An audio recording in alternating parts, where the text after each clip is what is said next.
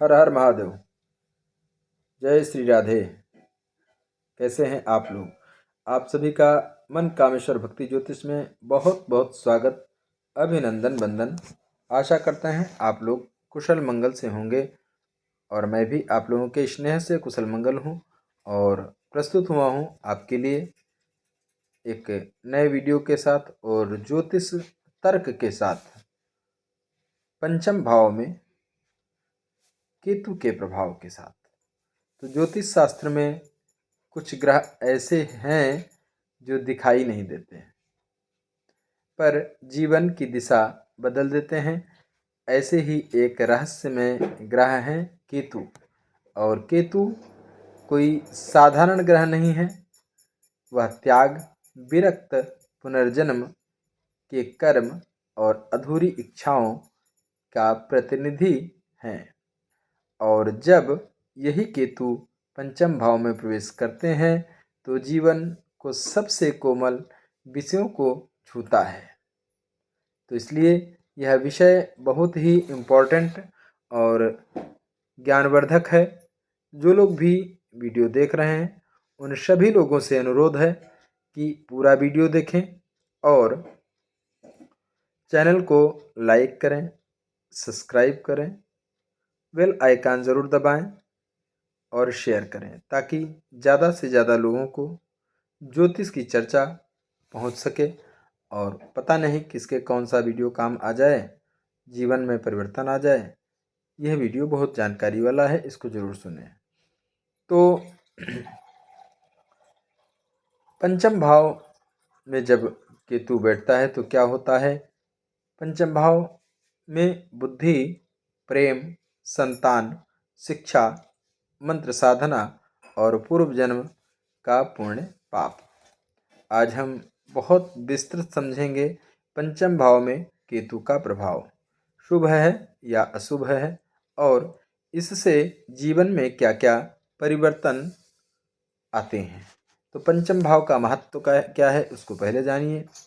तो कुंडली का पंचम भाव कहलाता है बुद्धि और विवेक का भाव, संतान का भाव, प्रेम और रोमांस का भाव, पूर्व जन्म के पुण्य का भाव, मंत्र साधना, जप, भक्ति, शिक्षा, स्मरण शक्ति, रचनात्मकता और कल्पना। सरल शब्दों में कहें तो पंचम भाव बताता है कि इंसान दिल और दिमाग से कैसा है। तो हम जो है आगे बढ़ते हैं। इसके बाद अगर पंचम भाव में केतु बैठा तो क्या स्वभाव होगा, केतु ग्रह का स्वभाव क्या होगा? केतु कोई साधारण ग्रह तो है नहीं, यह छाया ग्रह है और जिसका शरीर पर प्रभाव बहुत गहरा पड़ता है। केतु देता है वैराग्य, अलगाव, रहस्य, अचानक घटनाएं, आध्यात्मिक झुकाव, पूर्व जन्म का अधूरा कर्म।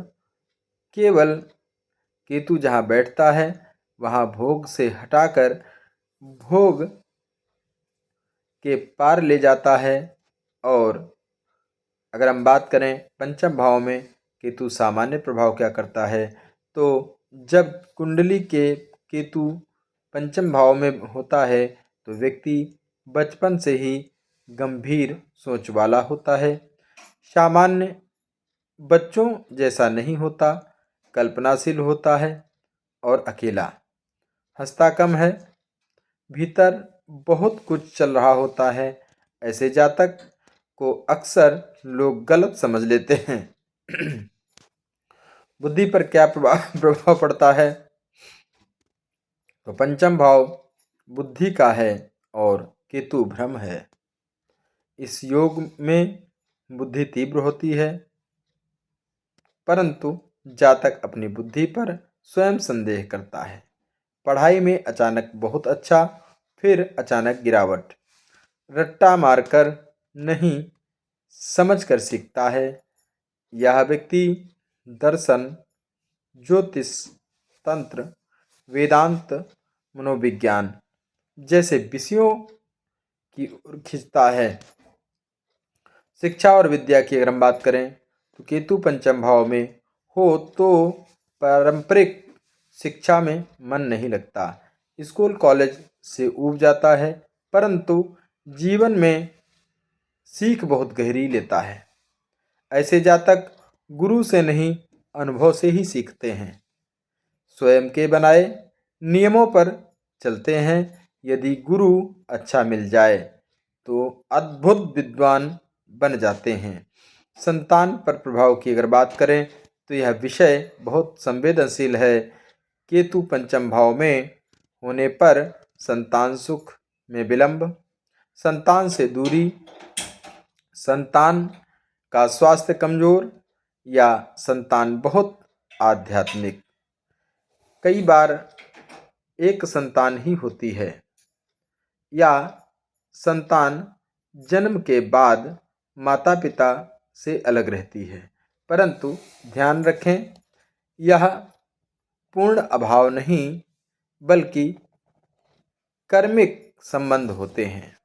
अगर हम मंत्र साधना और भक्ति की बात करें तो केतु पंचम भाव में हो तो गुरु और बलवान हो तो जातक मंत्र सिद्धि कर सकता है, जाप जल्दी फल देता है, ध्यान में सहज प्रवेश करता है, व्यक्ति भीड़ की भक्ति नहीं करता, एकांत में ईश्वर को खोजता है। ऐसे लोग राम, शिव, भैरव, दत्तात्रेय, हनुमान की ओर विशेष रूप से आकर्षित होते हैं। पूर्व जन्म का संबंध केतु पंचम भाव बताता है जातक के पिछले जन्म में विद्या, साधना या संतान से जुड़ा कर्म किया है, कुछ अधूरा रह गया था, उसी को पूर्ण करने आया है।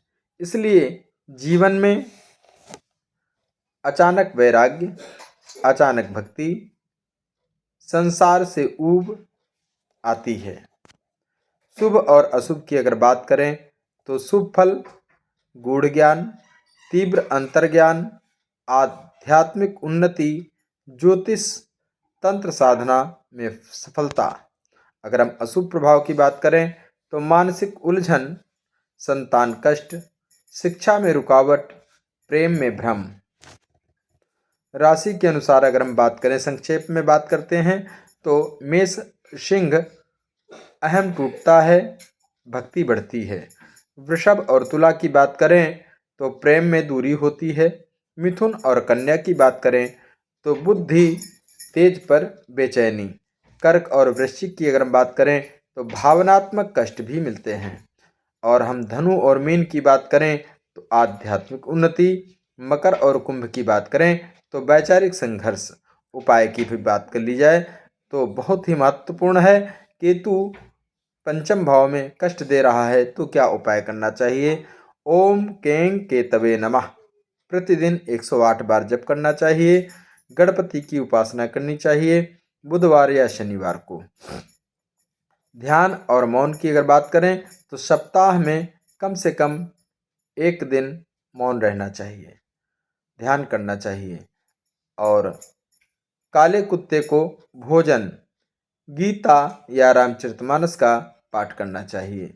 जीवन में क्या संदेश देता है जीवन जब केतु पंचम भाव में होता है? तो समझ लीजिए यह जीवन भोग के लिए नहीं, बोध के लिए है। यह जीवन भोग के लिए नहीं, बोध के लिए है। ऐसे लोग संसार में रहकर भी संसार से ऊपर उठने के लिए आते हैं। तो मित्रों, केतु पंचम भाव में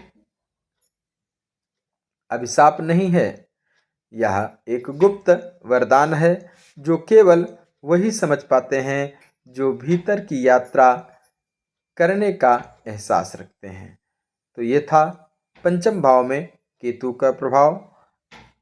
अभी तक अगर आपने हमारे चैनल को सब्सक्राइब नहीं किया है तो प्लीज़ सब्सक्राइब करें, बेल आइकन ज़रूर दबाएं ताकि आपको अगला आने वाला वीडियो सर्वप्रथम प्राप्त हो। और वीडियो को शेयर भी करें। ताकि अन्य लोगों को इसका लाभ मिल सके। तो ठीक है, मिलता हूँ मैं अगले वीडियो के साथ। तो अभी के लिए सभी को राधे राधे, शुभ, प्रभु की कृपा बनी रहे और आप सभी का दिन शुभ हो। हर हर महादेव।